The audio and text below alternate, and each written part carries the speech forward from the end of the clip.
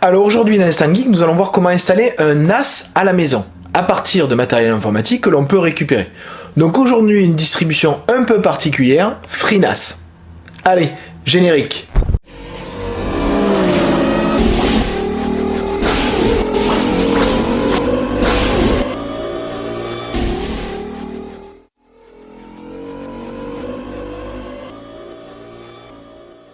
Alors pour comprendre l'utilité d'un NAS, imaginons une maison, une famille avec un ordinateur dans le foyer. Donc cet ordinateur possède des fichiers et il est relié à un routeur modem qui lui permet d'accéder à Internet, représenté ici par un nuage. Donc une fois qu'on a accédé à Internet, on peut récupérer des fichiers, on peut envoyer des fichiers, tout ceci est relativement simple. Et dans ce schéma-là, pas besoin d'un NAS. Par contre, imaginons que dans cette famille, il y a un deuxième ordinateur qui soit lui-même relié au routeur par un câble. Donc si je veux échanger des fichiers entre les deux ordinateurs, il faudra que les deux ordinateurs soient allumés en même temps et qu'un partage soit défini entre les deux. Donc là, rien d'insurmontable, mais imaginons que grâce au Wi-Fi, j'ai pu connecter dans ce même réseau local un téléphone, un smartphone, et que bien évidemment il y ait aussi une tablette ou un autre téléphone. Là, d'un coup, les échanges de fichiers vont devenir plus complexes. Effectivement, il faudra que les machines, celle qui va recevoir le fichier et celle qui va l'envoyer, soient toutes les deux allumées. Donc dans ce cas-là, il faut bien faire attention, et puis si je veux l'envoyer sur deux machines, il faut que les trois soient allumés. Enfin, ça devient compliqué, surtout qu'on peut imaginer qu'en plus il y a un ordinateur portable, et qu'en plus il y a une imprimante, et qu'en plus il y a une télévision qui permettrait de regarder des vidéos. Dans ce cadre-là, l'échange de fichiers entre les différents périphériques du réseau devient relativement complexe, et ça veut dire qu'il faudrait pouvoir centraliser ces fichiers pour faciliter les échanges. C'est l'utilité d'un NAS, qui est en fait un ordinateur qui va rester allumé constamment dans le réseau pour permettre de stocker et de partager des fichiers. Donc un NAS, qu'est-ce que c'est? C'est un Network Attached Storage, ou en français serveur de stockage en réseau. Ça veut dire que c'est un serveur, donc un ordinateur qui va rendre des services à d'autres machines pour permettre le partage de fichiers. Si je prends la définition Wikipédia, un serveur de stockage en réseau appelé NAS est un serveur de fichiers autonome, très important, c'est-à-dire que tout seul il peut fonctionner, même si rien n'est branché dessus, qui est relié à un réseau, donc il va fonctionner à l'intérieur d'un réseau, dont la fonction principale, parce qu'on va voir qu'il peut en avoir d'autres, est le stockage de données dans un volume centralisé, et le partage pour des clients de réseau hétérogènes, c'est-à-dire que même si ces clients réseau sont des téléphones, des ordinateurs portables, des ordinateurs ou une télé, le partage va pouvoir se faire. Donc en fait c'est un ordinateur qui contient un gros disque dur, voire même 2 gros disques durs, voire même 4 ou même 8 gros disques durs, et en fait ce serveur va pouvoir 1. Gérer les disques, 2. Gérer les partages, c'est-à-dire comment ces disques vont avoir des informations qui vont être partagées sur les réseaux, et enfin il va pouvoir aussi gérer les utilisateurs, à savoir qui a accès à quoi. Donc vous voyez que l'intérêt d'un NAS c'est de centraliser le stockage des fichiers pour pouvoir les retrouver plus simplement dans un réseau. Il y a aussi une autre possibilité, vous voyez que quand on a 8 disques, on peut très bien imaginer qu'un disque est la copie d'un autre, ce qui fait que si un disque dur tombe en panne, on peut récupérer une copie qui a été faite automatiquement. Alors attention, si jamais tout le NAS tombe en panne, évidemment, là ça marche plus. On a une petite redondance au niveau des disques, mais rien n'empêche d'avoir plusieurs NAS pour avoir des sauvegardes, mais c'est pas le sujet de la vidéo, c'est plutôt à quoi sert un NAS. Donc maintenant que j'espère que vous avez compris à quoi sert un NAS, on va voir comment en installer un à partir de matériel que vous avez pu récupérer. Récupérer FreeNAS. Donc il faut aller sur le site de FreeNAS, donc relativement simple, freenas.org, et une fois que vous êtes là, il suffit de demander à télécharger l'image. Donc vous allez pouvoir juste télécharger l'image, si vous voulez vous renseigner, c'est possible. Donc je télécharge ici l'ISO.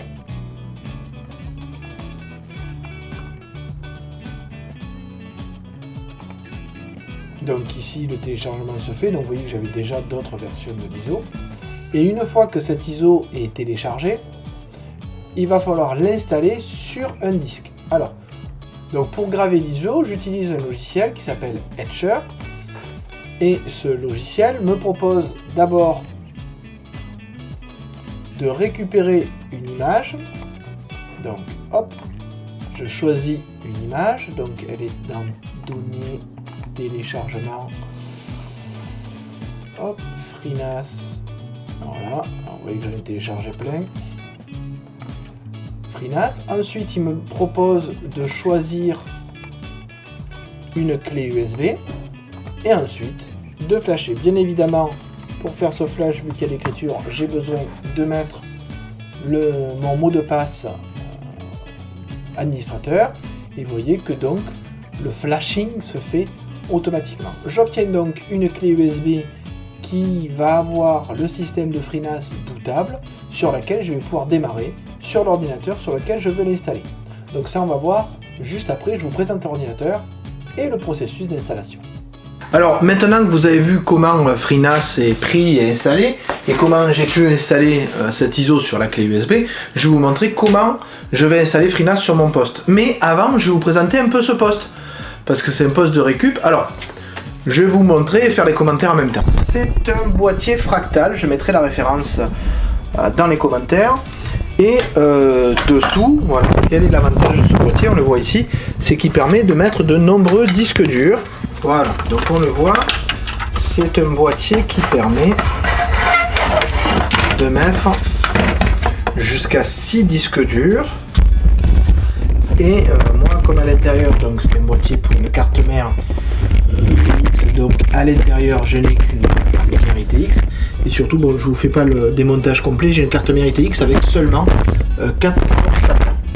Pour optimiser justement l'installation de FreeNAS, j'ai opté pour une installation sur une clé USB. Donc, pour être sûr d'installer sur un port USB, déjà il faut que j'ai des ports USB de libre, ce qui évidemment sur ce poste-là ne pose pas de souci. Vous avez ici le panneau arrière, donc ici la clé USB sur laquelle je vais installer. Je vais mettre bien évidemment la clé USB qui me sert à booter. Voilà, et je vais mettre bien évidemment un dongle pour avoir un clavier et une souris. Alors pour être sûr de ne pas avoir de soucis d'installation, pour être sûr de s'installer correctement sur les clés USB, d'abord toutes les clés USB ne sont pas compatibles. Et ensuite, vous le voyez ici, je vais débrancher l'alimentation de mes disques durs. Ce qui fait que quand il va démarrer, ces disques durs ne seront pas reconnus par le système d'exploitation, par FreeNAS. Les seules choses qu'il va voir, ça va être les 2 clés USB, comme ça, j'ai aucun souci au niveau de l'installation. Donc je vais brancher le réseau, un écran, on lance ça, et je ferai une capture d'écran, un enregistrement même d'écran, puisque c'est pas une capture d'écran, un enregistrement d'écran de l'installation de FreeNAS. Allez, on voit ça tout de suite, vous allez voir, super simple. Donc première chose, je mets en route et j'appuie pour pouvoir avoir le menu de boot. Donc je vais démarrer sur la clé USB qui contient l'image de FreeNAS.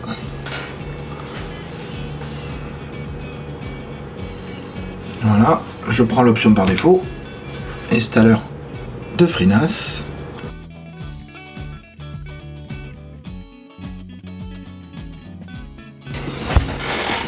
Donc première option, installer upgrade. Vous voyez que du coup il m'a repéré uniquement le disque SanDisk en 32 Go. Ok, ah, petit message. Donc je vais vous faire une fresh install. Donc il faut un mot de passe. Je fais ça rapidement. Boot via BIOS. Voilà. Donc il crée les partitions. Et ensuite il va copier l'ensemble des fichiers nécessaires pour l'installation de FreeNAS.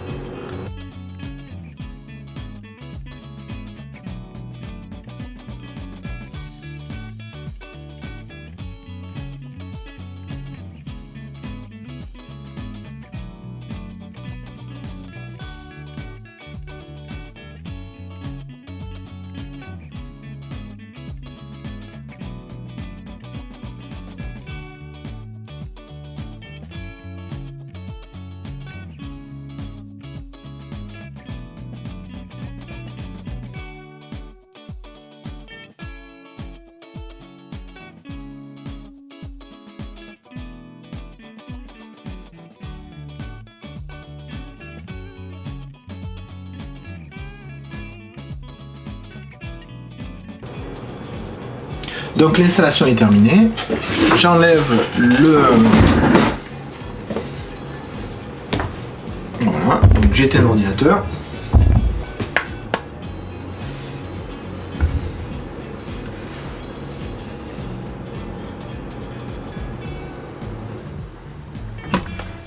J'enlève le support d'installation. Je rebranche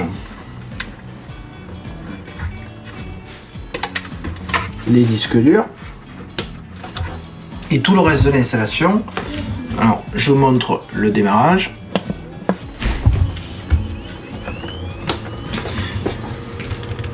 Évidemment, je vais configurer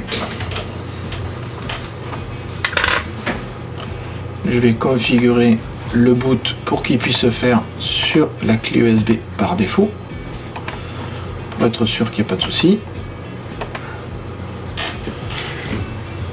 Et je redémarre l'ordinateur sans le dongle, puisque maintenant tout va se régler à distance en passant par le réseau. Je vous montre juste là le démarrage de FreeNAS si vous laissiez un écran branché sur votre NAS. Alors vous remarquez que j'ai des erreurs sur des secteurs. Alors j'avoue ne pas avoir cherché à quoi correspondaient les erreurs numéro 16 sur le LBA 4 195 200, 400, etc.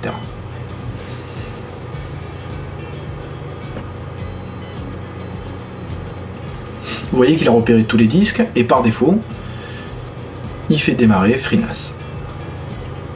Donc là, le démarrage va être un peu plus long puisqu'il faut qu'il mette en place l'ensemble des variables, des constantes, etc.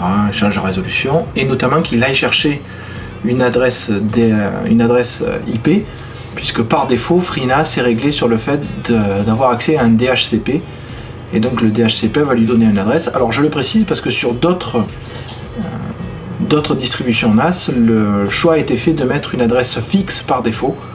On verra ça peut-être dans une autre vidéo.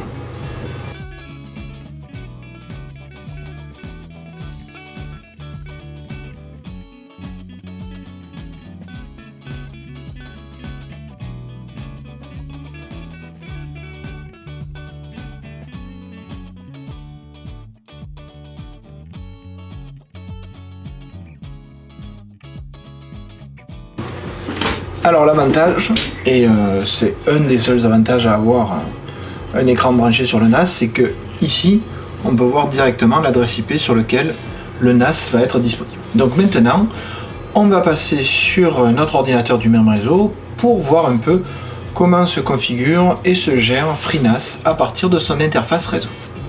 Bien, donc maintenant pour gérer le NAS, tout va se faire à travers le réseau, je n'ai plus besoin d'avoir un accès physique à ma machine. Il faut savoir que FreeNAS a installé une interface graphique via page web, donc il suffit que je lance un navigateur. Une fois ce navigateur lancé, je tape l'adresse, si je suis sur le même réseau évidemment, qui était indiqué tout à l'heure, et vous voyez qu'ici il me demande mon nom d'utilisateur, root, et le mot de passe qui est celui que j'ai rentré lors de l'installation. Donc j'ai le choix entre deux interfaces, je prends celle-là, donc vous avez là une interface très professionnelle, il faut bien l'avouer, très propre, qui gère très bien aussi les modifications de zoom. Vous avez donc, première chose sur le dashboard, quelques informations concernant d'abord la version de FreeNAS que vous avez. Vous avez aussi l'utilisation du réseau, les routes par défaut, vous avez l'utilisation de la mémoire, l'utilisation des CPU. Alors là c'est un Core i3, la température des CPU, donc là comme j'ai mis un refroidissement par water cooling, non seulement c'est bien refroidi mais en plus c'est relativement silencieux. Et ici l'utilisation, la charge du routeur. Ici vous avez donc les comptes que vous pouvez créer compte d'utilisateur, compte de groupe. Vous avez ici un aperçu général du système, pardon. Donc par exemple moi je vais très simplement mettre, je vais y arriver, hop. Voilà, français, hop, je vais lui passer French, voilà. Donc je confirme évidemment. Alors il y a toujours cette double confirmation quand une étape un peu sensible est faite. Donc vous voyez que l'interface se passe en français, se reconnecte automatiquement, et ici j'ai tous les menus qui ont été traduits. Donc là il vous demande si vous voulez vous connecter à NTP pour l'heure, comment gérer l'environnement de boot. Très honnêtement, c'est des choses auxquelles je touche assez peu, voire pas du tout. Bien. Donc ce qui va m'intéresser, c'est comment je vais mettre un premier stockage. Alors d'abord, le stockage sur FreeNAS, pour moi en tout cas, fonctionne sous forme de pool, c'est-à-dire dans des ensembles de disques durs qui vont être ensemble et qui vont être gérés comme un seul gros disque dur, ce qui vous permet de faire de la redondance, et si jamais vous avez un disque qui plante, cela permet de récupérer des informations. Alors je ne rentrerai pas dans les détails ici, c'est quelque chose que je pourrais faire dans une autre vidéo ou que vous trouverez très facilement sur internet. C'est ce qu'on appelle le système ZFS, qui est un système de gestion des disques et des fichiers qui permet une redondance. Alors moi personnellement, comme c'est des disques que j'avais déjà utilisés, je vais récupérer, et c'est là la grande force de FreeNAS, je vais récupérer un pool qui était déjà existant. Donc déjà je vais ajouter un pool. Donc je vais importer un pool qui existait déjà, qui n'était pas crypté. Donc vous voyez qu'il m'a déjà retrouvé le pool que j'appelle pool secours, parce que c'est un as de secours. Je clique sur importer, et il va récupérer le pool existant, vous voyez qui était là, avec 2 datasets. Et du coup, ce pool a pris en place, non pas des disques importés, mais a déjà pris en place, vous voyez, les 2 disques qui étaient déjà utilisés. Donc cela me permet de récupérer les données qui étaient déjà. Maintenant, c'est pas ainsi que je vais y avoir accès. Pour avoir accès à ces données et donc les partager, je vais mettre en place un partage Windows. Alors, si j'avais que des postes Linux, je mettrais évidemment un partage NFS. Mais là, comme j'ai de tout, je mets un partage Windows. Donc vous voyez que là pour l'instant il n'y en a aucun. Je vais ajouter un partage, je vais lui indiquer que ce partage se fait sur pool secours. Je pourrais bien évidemment ne partager que quelques dossiers si j'avais envie. Là je vais faire un partage assez grossier. En plus je vais autoriser l'accès limité, c'est-à-dire que quelqu'un qui n'a pas de compte qui aurait été créé dans le compte peut quand même accéder à mon NAS de façon très simple. Si j'avais voulu un peu être plus précis, j'aurais pu aller sur le mode avancé. Pour l'instant, c'est pas le cas. Donc, je mets en route le service Samba et je crée le partage Samba. Vous voyez que là, du coup, il m'a dit que j'en avais un de créé, et si je veux, je peux soit l'éditer. Par exemple, si je veux revenir sur un mode avancé, par exemple, là, je peux dire que seulement les invités y ont accès. Ça permet d'avoir accès à tous les fichiers sans avoir besoin de mot de passe. Je sauvegarde la modification. Voilà, donc j'ai mon partage ici. Alors vous me direz, certes, j'ai le partage qui a été créé, mais vous voyez que du coup, il a mis en place les services nécessaires pour fonctionner, c'est-à-dire qu'il a mis en route Samba. Vous voyez que ça, ce sont d'autres services qui peuvent être utilisés avec FreeNAS, qui est très très riche. Une autre richesse de FreeNAS, ce sont ses plugins. J'y reviendrai juste après. Alors maintenant, comment je peux avoir accès à mes fichiers? Avoir accès à mon partage, simplement, je clique sur un gestionnaire de fichiers et je parcours le réseau pour pouvoir voir mon fichier. Une fois que je me connecte, il me demande l'authentification, qui n'est pas nécessaire puisque j'ai activé l'accès limité. Je me connecte et j'ai ainsi accès à l'ensemble des dossiers qui sont sur le NAS. Alors bien évidemment, j'ai accès depuis ce poste-là, j'ai accès depuis d'autres postes. Maintenant, j'aimerais vous parler juste d'un petit élément que j'apprécie beaucoup chez FreeNAS, c'est sa gestion des plugins. Donc des plugins, je vais sur l'onglet, sur le menu plugins, et vous avez ici l'ensemble des plugins qui sont disponibles pour votre machine. Pensez à activer l'endroit où ils vont s'installer, par exemple l'endroit où vous avez créé votre pool. Donc ces plugins sont des fonctionnalités que vous allez pouvoir ajouter à FreeNAS. Par exemple, une fonctionnalité que j'utilise, vous avez Nextcloud qui vous permet d'avoir un petit cloud, ou un gros cloud d'ailleurs, à disposition. Alors évidemment, il faut que votre connexion internet soit valable. Moi personnellement, j'ai la fibre, donc c'est très efficace, ça marche très très bien. Et avec un petit DNS dynamique, ça me permet de rediriger toutes les requêtes extérieures en fait directement sur mon cloud. Donc je n'ai plus besoin de clé USB et je peux directement utiliser ce cloud. Ça me permet aussi de synchroniser les photos que je fais avec mon téléphone, de les synchroniser directement avec un dossier, ce qui me permet d'avoir une sauvegarde automatique de ces photos sans que j'ai à m'en préoccuper. Autre plugin qu'on peut utiliser, qui est juste celui d'après, le Plex Media Server, ce qui me permet d'avoir accès à mes films et à mes vidéos depuis l'extérieur, un petit Netflix personnel, donc c'est assez sympa à faire. Donc vous voyez que les plugins sont très nombreux, par exemple pour avoir une petite MindOS, pour avoir MindTest, pour avoir un torrent, etc. Vous avez comme torrent transmission par exemple qui permet d'avoir une machine qui permet de télécharger des éléments Lego bien évidemment sans avoir besoin de mettre en route une autre machine. Alors comment ça fonctionne en fait? FreeNAS va vous créer ce qu'on appelle une jail, une prison dans laquelle il va installer le plugin et le configurer et on considérera du coup que vous avez l'équivalent de plusieurs machines sur une seule. C'est pas de la virtualisation mais ça s'en rapproche. Donc vous avez sur une seule machine qui est tout en route puisque c'est votre NAS, d'autres services qui peuvent tourner comme s'ils étaient sur des machines séparées, ce qui permet de bien séparer les problèmes si jamais il y en a. Évidemment, si votre NAS s'éteint, c'est l'ensemble qui est éteint, c'est l'inconvénient d'avoir ce type d'installation. Donc vous voyez que le nombre de plugins est quand même relativement important, qui permet de couvrir ici aussi bien des IRC que du stockage, que du téléchargement, que du partage, que un antivirus, que du backup, ce qui est relativement important quand vous avez des NAS, pouvoir faire des backups d'un côté à l'autre.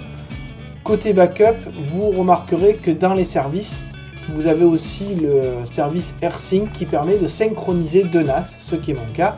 Ceci, celui que je vous ai montré là, n'est qu'un NAS de sauvegarde que je synchronise régulièrement avec un autre, sait-on jamais, si jamais il y en a un des deux qui tombe en panne. Vous pouvez aussi avoir avec AirSync de la synchronisation qui se fait à travers le web, avec des modules sécurisés bien évidemment, mais là ce n'est pas du tout le sujet du jour, c'était vraiment voir comment on peut installer FreeNAS et avoir un partage relativement simple sur votre réseau local. J'espère que cette vidéo vous a donné envie d'installer ou d'essayer FreeNAS. Personnellement je pense que je vais essayer d'installer un autre système juste pour montrer une alternative, mais toujours qui utilise ZFS puisque mes disques sont partagés ainsi et je peux récupérer les informations qui sont à l'intérieur. J'espère que cette vidéo vous a donné envie de tester au moins ce système d'exploitation qui est très stable, ça fait une dizaine d'années que je l'utilise, et même quand il tombe en panne, je peux récupérer des disques en utilisant une nouvelle version. Si vous avez des questions, n'hésitez pas à mettre des commentaires. Si vous avez aimé la vidéo, n'hésitez pas à la liker et à la partager. En attendant, je vous dis, bon partage justement. Et à bientôt sûrement. Si tu as aimé cette vidéo, n'hésite pas à le mettre en commentaire et laisse un like. Et en plus, si tu veux que Monsieur Renoir soit encore plus connu, tu peux t'abonner et ne pas oublier la cloche pour avoir les notifications de toutes les vidéos à venir.